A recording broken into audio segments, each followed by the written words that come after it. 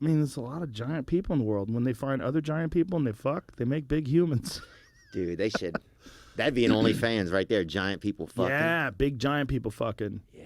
I bet I bet people would love that. If there's an OnlyFans where you only got together with other giant people and fucked.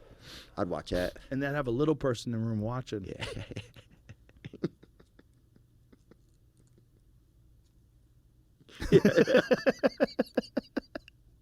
Do you go on OnlyFans at all?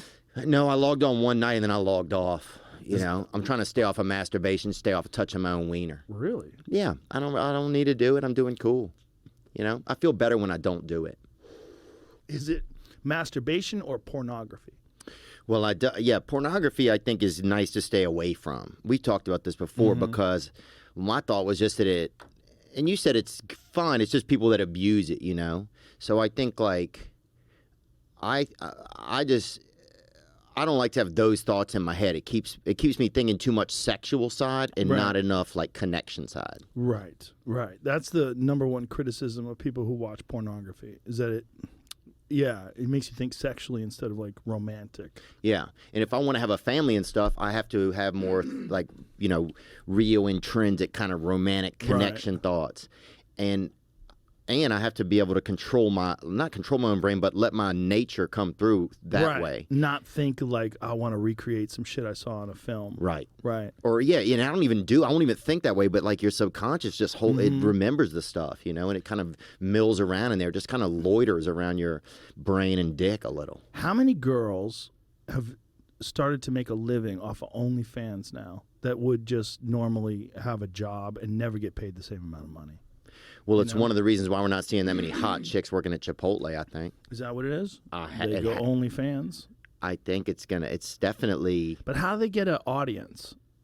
Like just because you're hot and you show your asshole? They bait through their Instagram, yeah.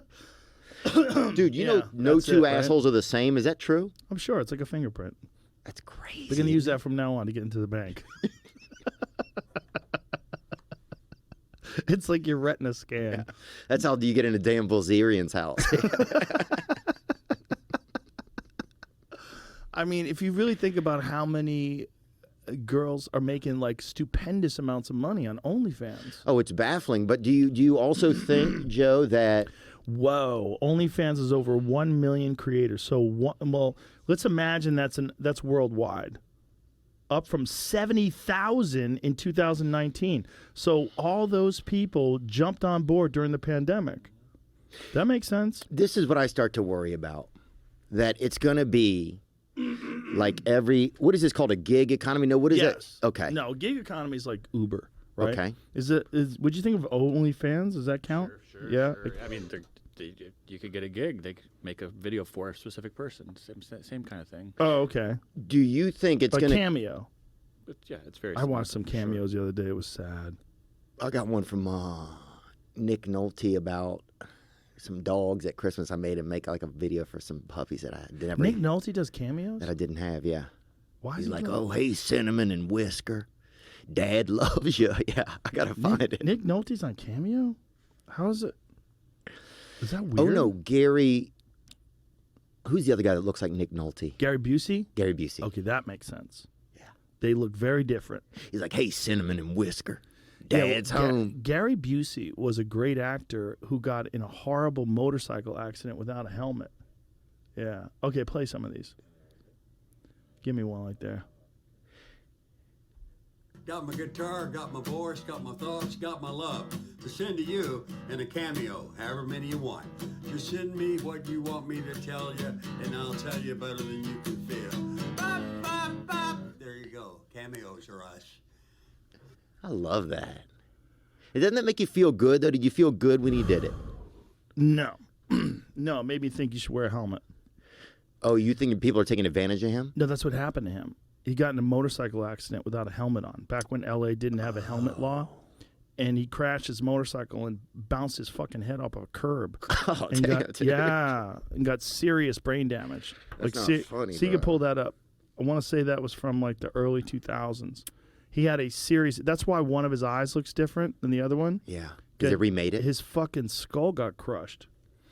Yeah. In 1988, the actor, then 44, had just picked up his Harley Davidson from a shop when he tried to maneuver around a bus and accidentally turned too hard, started skidding, and hit his back brake, causing him to fly over his windshield and land directly on his helmetless head. Oh. Yeah. So that is when things went sour. And his hair still looks good, which is crazy. He's got great huh? hair. He's got great hair to hide that scar where they had to stitch his head back together again, I think. That's unbelievable. Not good. Well, this is my question then. Do you think it's going to get to a point, right, where if we start losing jobs, right, and there's less jobs and more people are on, like, OnlyFans, right, that you're basically going to have chicks out there, like, literally women holding each other at gunpoint, like, you know, subscribe to my pussy, stuff like that. Like, you know what I'm saying? Like, I don't know what you're saying. you know, help, Jamie. Jamie, can you pull up some help? Pull up some help. I need some help, man.